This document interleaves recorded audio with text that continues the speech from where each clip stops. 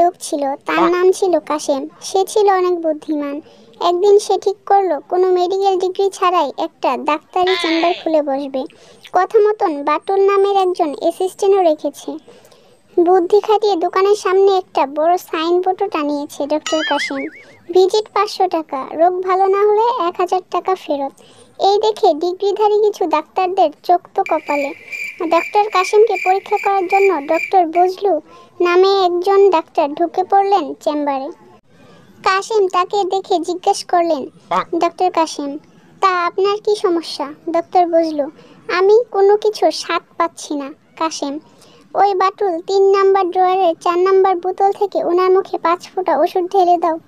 কাশেমের কথা মতো বাটুল ডাক্তার বজলুর মুখে ওষুধ ঢেলে দিতেই ডাক্তার বজলু, ওয়াক থু, এ তো কেরোসিন।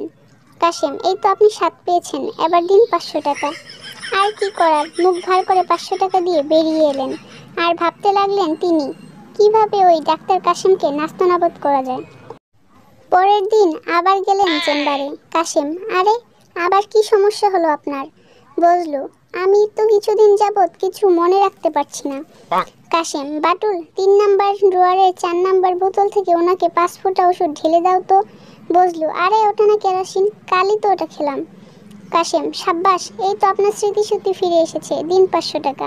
কিছুই করার নেই, দুবারে 1000 টাকা গচ্চা দিয়ে বাড়ি ফিরে এলেন।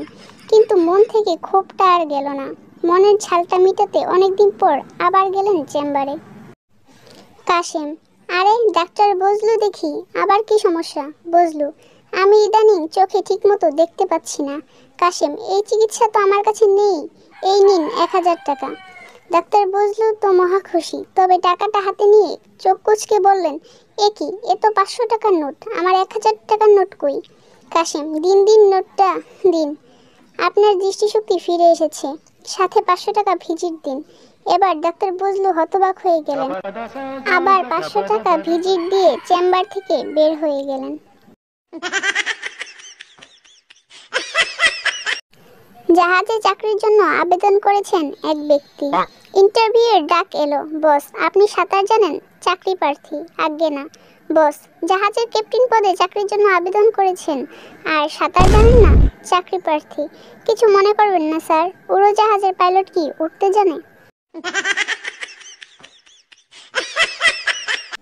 একদিন এক প্রেমিকা তার প্রেমিককে বলল, প্রেমিকা দরজা জানালা বন্ধ করে দাও। প্রেমিক, কেন? প্রেমিকা, তোমাকে একটা গোপন জিনিস দেখাবো। প্রেমিক, সত্যি?